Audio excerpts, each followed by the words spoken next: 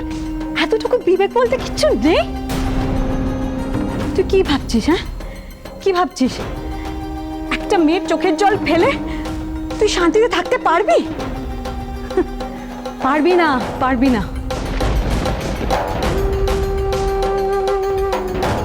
আরে কাজলটা, এই কাজল আজ তোর কাছে ভেজা বিড়াল হয়ে ধরা দিয়েছে বলে তার মানে তো এই না যে এমনটাই থাকবে।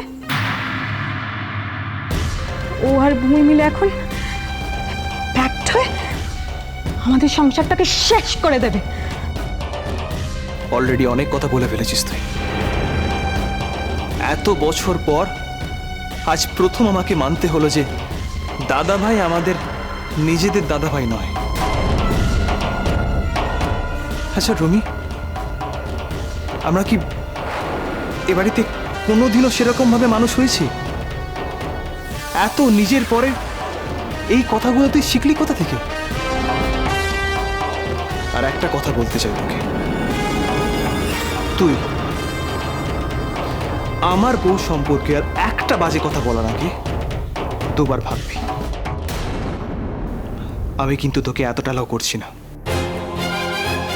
রুমি, তুই যে কি করে জেম্মার মেয়ে হলি সেটাই আমি এখন বুঝতে পারছি না। হ্যাঁ, তা তো বটেই। আমার মাকে সবার পক্ষে ঠকানো তো খুব ইজি। আমার মা হলো একটা কলুর বলদ, সারা জীবন ঘানি টেনে গেল, আর তাকে তাকে এবারে সকলে সকলে মিলে এক্সপ্লয়েট করেছে। সেটা আমাকে কেউ করতে পারবে না, কারণ আমি আমার অধিকারটাকে ছিনিয়ে নিতে জানি। আমি আমার মা নই, আর আমার মার মতো হয়ে বেঁচে থাকাটাকে আমি ঘেন্না করি, ঘেন্না। তাই তোদের জিম্মা তোদের কাছে ভগবান। আর মা যদি সংসারের হাল না ধরতো তোদের, তাহলে মা খুব খারাপ হতো। এটা জানিস তো? এই বারবার তোদের সংসার বলে তুই কি মিন করতে চাইছিস? আমাদের সংসার আবার কি? এটা তোর সংসার নয়? যদি তোর এটা নিজের সংসার নাই হয় রুমি, তাহলে সব কথায় মাথা ঘামাচ্ছিস কেন?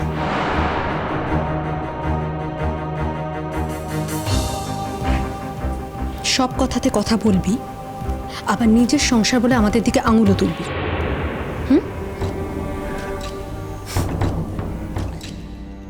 দুটো একসাথে হতে পারে না রুমি। আর একটা কথা বলছি, খুব ভালো করে মাথায় রাখিস, বড় মা সম্পর্কে কোনো কথা বলতে গেলে না, শ্রদ্ধা আর সম্মান এই দুটো জিনিস নিয়ে কথা বলবি। নিজের মাকে কলুর বলদ বলছিস? তুই নাকি লেখাপড়া শিখেছিস? ছি, তোর এই লেখাপড়া তুই নিজের কাছে রাখিস, আর বড় বড় জ্ঞান দিতে আসিস না। চল দাদা, আমাদের দেরি হয়ে যাচ্ছে।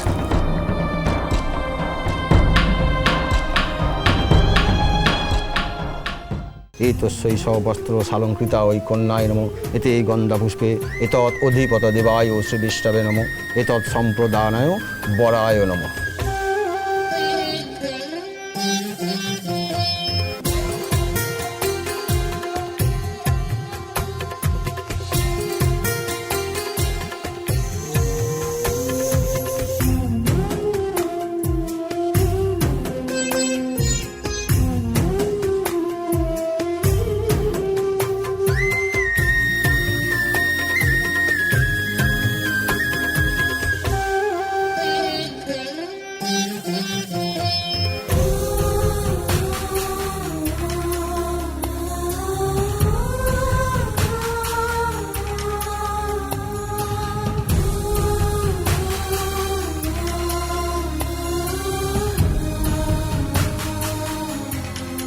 মৎস্যাদি দশম তালে প্রণমেতে গন্ধা পুষ্পে প্রজাপতায় নমঃ, এতে গন্ধা পুষ্পে শ্রীমদ দক্ষিণ কালিকায় নমঃ, এতে গন্ধা পুষ্পে।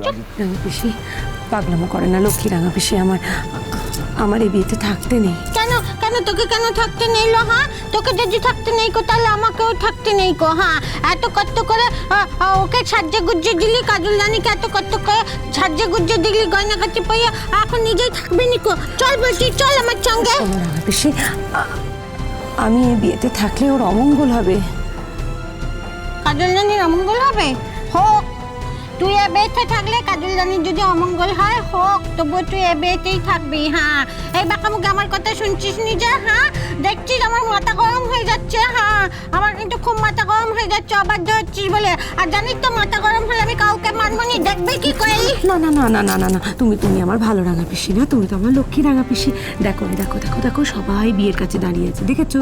মেজ দাদা, তোমার মেজ বৌদি, সবাই দেখো, মা, সোনা মা, সবাই বিয়ের কাছে রয়েছে। তুমিও যাও, আমি এখান থেকে তো বেশ দেখতে পাচ্ছি। ওই যে দেখো ওরা বসে রয়েছে, আমি এখান থেকে কি সুন্দর দেখতে পাচ্ছি রাঙা পিসি। তুই যদি না যাবি তো আমিও যাবো নি, আমার কথা শোন বলে দিচ্ছি, নিলে ভালো হবে। ও স্যার দেখো না, বাঁকামুখে আমার কথা শুনছে না কো।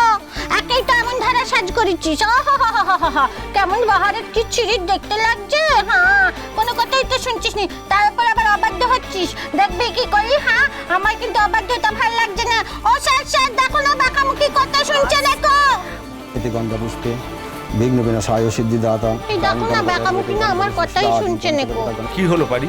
এই দেখো না, বাঁকামুখি না বের আসলে যেতে চাইছে না কো স্যার। না না, দেখুন ম্যাডাম, সবাই আপনার কথা বলা বলি করছে ওখানে, আপনি না গেলে হয়? চলুন প্লিজ।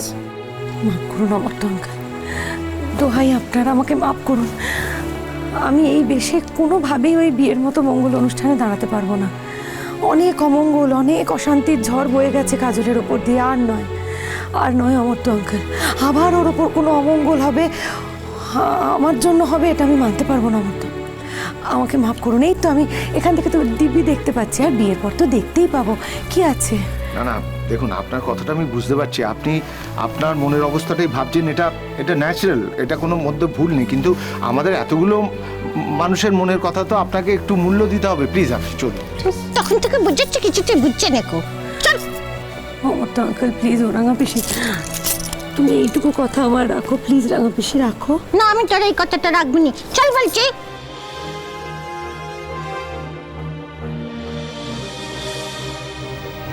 ভূমি দিদি কুয়ারে?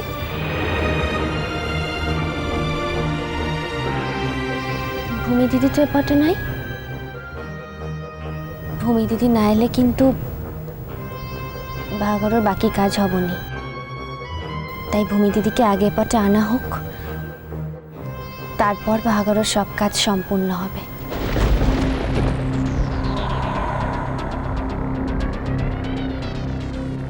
শুনলেন তো ম্যাডাম, কাজল কি বললো? ওর যখন বিয়ে, ওর ইচ্ছের তো দাম দিতেই হবে। আর কাজল রানী, পুরোহিত মশাই প্লিজ একটু অপেক্ষা করুন। চলো কাজল, না ডাকলে মেম সাহেব আসবে না।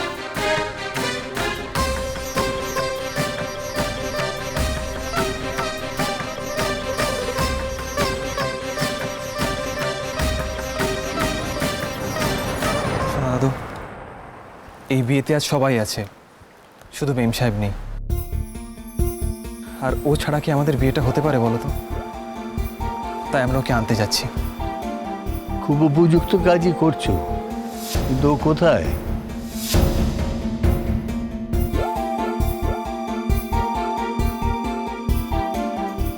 ওই যে সোনা দাদু দূরে দাঁড়িয়ে আছে।